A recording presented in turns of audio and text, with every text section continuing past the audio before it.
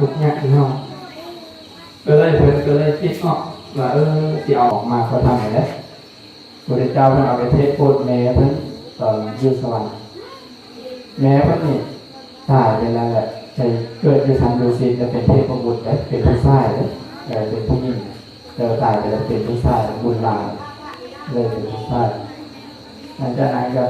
เทพโปรดเทวดาก็ได้บรรลุธรรมแต่ก็เลือดหลายเลยขนาดเพื่อได้บุญหลายให้เดี๋ยวมาพบมางั้นพบงั้นกับอันนี้ก็ถือว่าดีแล้วพอไม่ได้เปิดที่จะซื้องานเลยก็ดีงานแบบสงบเงียบนี่คือว่าวันนี้อันเฮาพอเอาแล้วทั้งหลายก็ได้พระเดี๋ยวโฮมกันมาฟังย่าหลานสู้เลยย่าหลานไปบ่ายไปเป็นพ่อบ้านยับไปตกเพื่อนตายพอบ้านโอ้บ้าน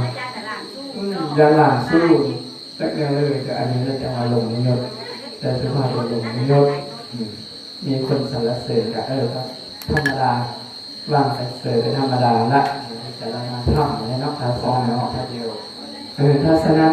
งานครูเทศมันนี่กับบัณฑิตทำมันนี่เองเราสมควรเก็บเวลาไปเดี๋ยวพนมมือขึ้นบ่ายอยู่ในท้ายสุดนี้ครูบาก็ขอให้ศรัทธาญาติโยมทั้งหลายบุญที่ได้เฮ็ดแล้วที่เฮาเฮ็ดแล้วด้วยความตั้งใจก็ดีโดยที่ความที่เฮาตั้งใจก็ดีขอให้บุญของเฮาทั้งหลายแล้วนั้นจงไปค้ำสู้ดวงวิญญาณของหลวงปู่โจมากเนี่ยปู่โจมากขอให้เพิ่นถ้าเพิ่นวิญญาณของเพิ่นตกทุกข์ขอให้เพิ่นจะพ้นจากทุกข์ถ้าเพิ่นพ้นทุกข์แล้วก็ขอให้เพิ่นมีความสุขยิ่งขึ้นไปเนาะถ้าหากวิญญาณเพิ่นเลื่อนลอยแค่นี้ก็ขอให้เพิ่นได้มาใช้พรให้ซุ่มเฮาทั้งหลายแหละออกไม่ออกทั้งหลายลูกหลานทั้งหลายจงมีแต่อายุวันะสุขะภละขอให้มีแต่อเนกปโนสุขังพลังขอให้ภายเดียวนี้อายุมันคนยืนนั่นทำความดีหลายเฮ็ด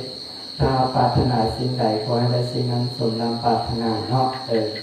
สุดท้ายท้ายสุดนี้ก็ขอให้บุญของเฮาทั้งหลายจงมาเป็นเดชะเป็นพละเป็นเดชะปัจจัยแก่ทุกห้องและทุกตนทุกคนนั่นขอข่าวเธอ